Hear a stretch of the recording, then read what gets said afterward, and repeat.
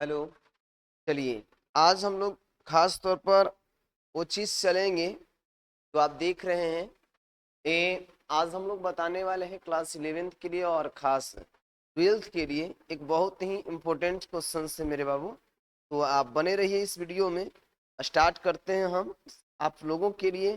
देखिए, इतना भोर में ही हम आप लोगों के लिए स्टार्ट किए जा रहे हैं बउआ, है ना। लगता है कि एक व्यक्ति जुड़े भी हुए हैं, वो बहुत एक्टिव लगते हैं कि हैं भाई। चलिए मित्र महोदय, आ- आप हैं कौन? बहुत एक्टिव हैं आप। मुझे बहुत खुशी की बात हो रही है कि आप अभी तत्काल के लिए आप जुड़े हुए हैं, है ना।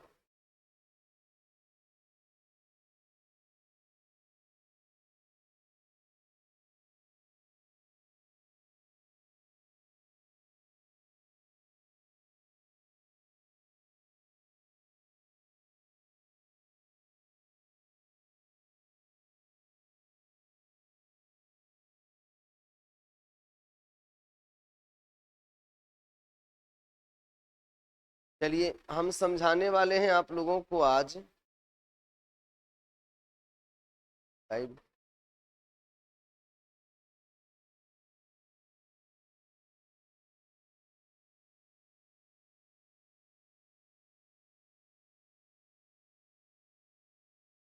हेलो।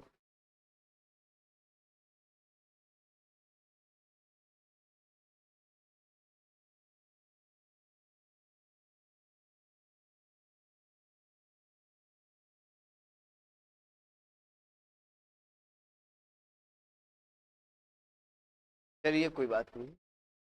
हेलो मेरे प्यारे बच्चे।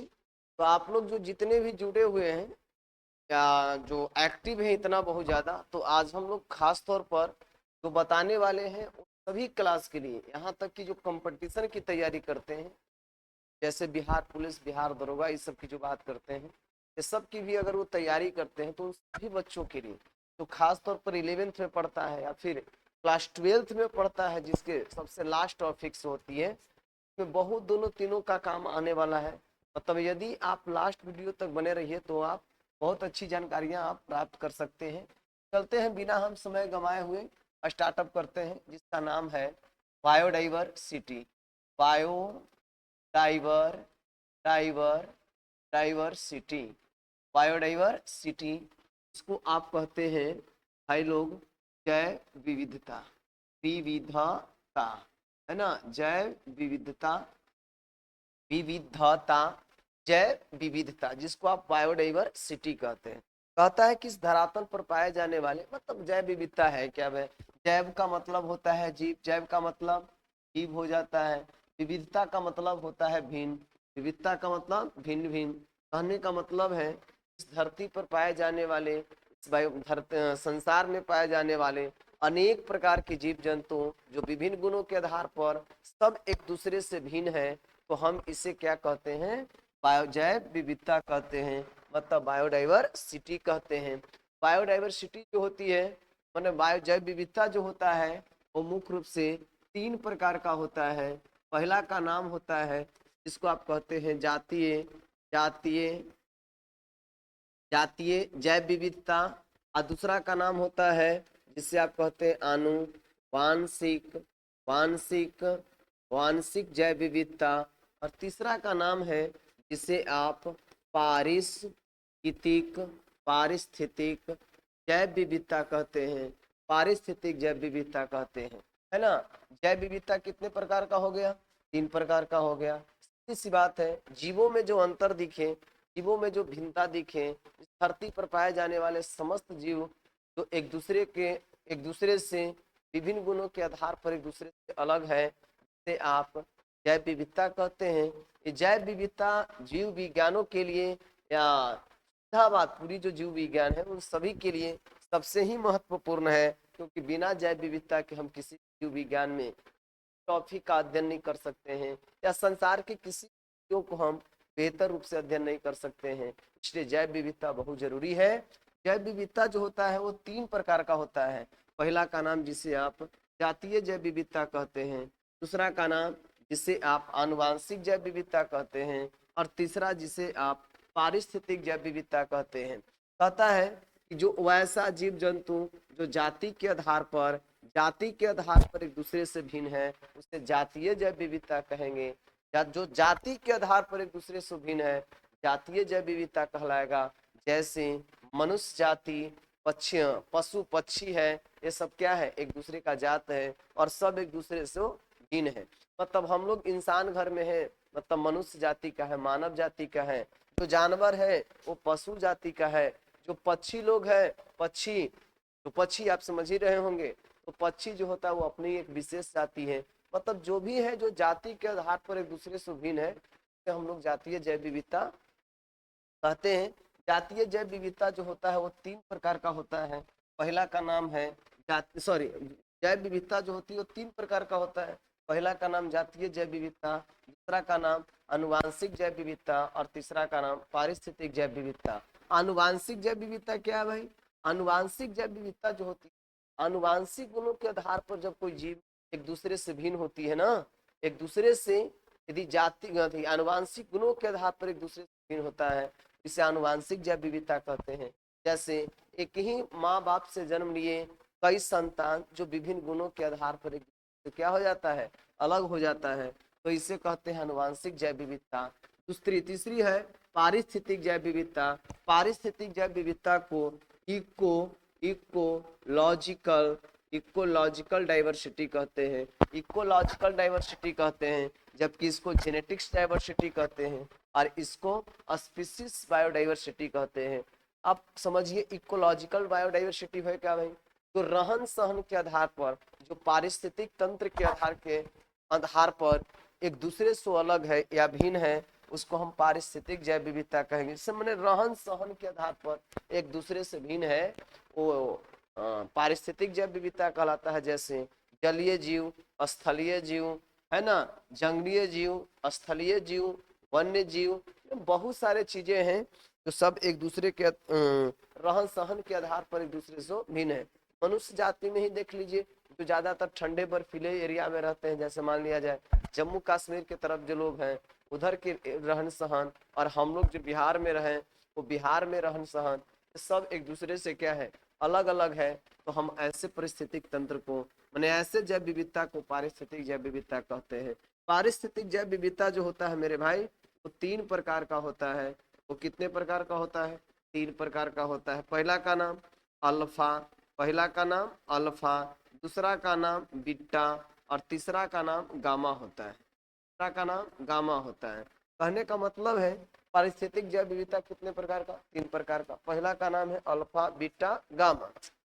अल्फा वैसा जीव जो एक ही क्षेत्र में रहना पसंद करता है, जो सिर्फ और सिर्फ एक ही क्षेत्र में रहना पसंद करता है और एक ही क्षेत्र में रहता है, एक ही तंत्र में रहता है, उसे हम लोग अल्फा जैव विविधता कहेंगे। अल्फा पारिस्थितिक जैव विविधता कहते हैं। जैसे जलीय जीव, जलीय जीव का मतलब है कि वो सिर्फ और सिर्फ जल में ही रहता है, वो स्थल पर नहीं आएगा, तो हम लोग कहते हैं वो जलीय जीव है।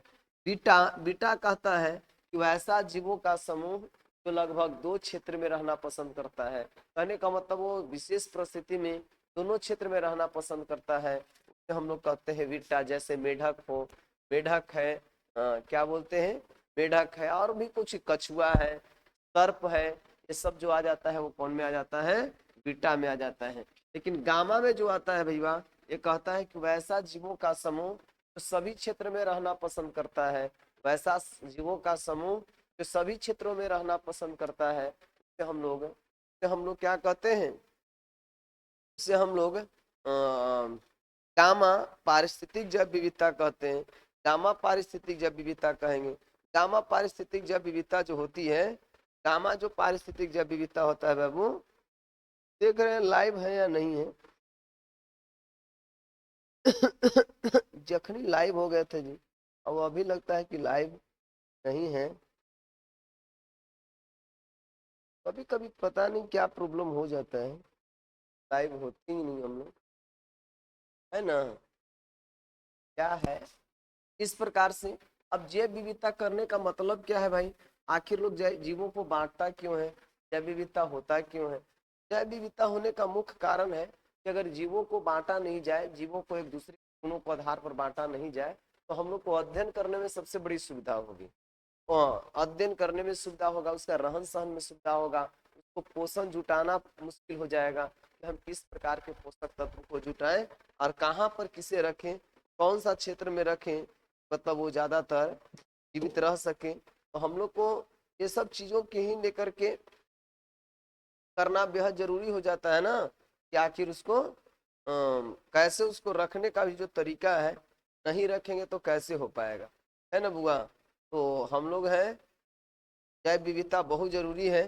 जैव विविधता के संरक्षण से आप क्या समझते हैं?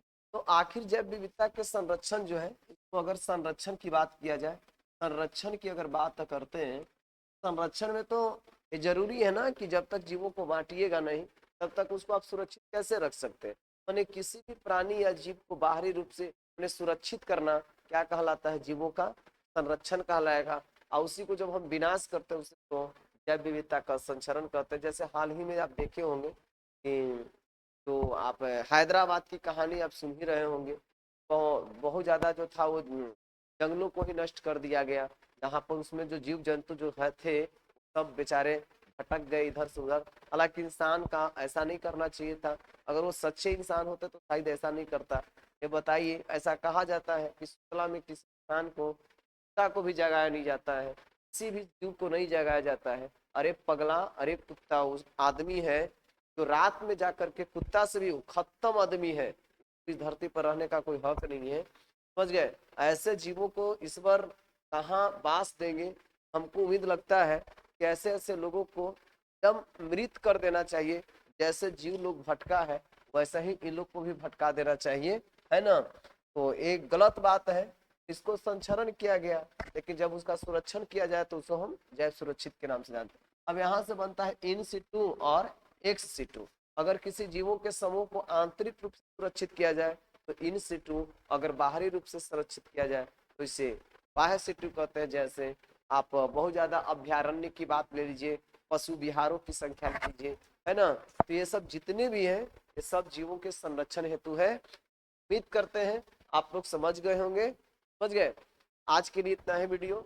हम अगर लाइव है तो बहुत अच्छी बात है, लेकिन अगर लाइव नहीं है तो फिर भी वीडियो अपलोड हो जाएगी, है ना। हमको पता नहीं चल रहा है मोबाइल में कि मतलब वो लोड लाइव है या नहीं है, दिख नहीं रहा है। तो अगर अच्छा जानकारी मिला होगा तो मेरे भाई एक लाइक और एक सब्सक्राइब कर दीजिएगा बहुत, और शेयर कर दीजिएगा, ताकि हम अपने और नए नए वीडियो को लेकर के अलग अलग अंदाज में हम आपके सामने आएंगे। ठीक है, आज के लिए इतना ही क्लास।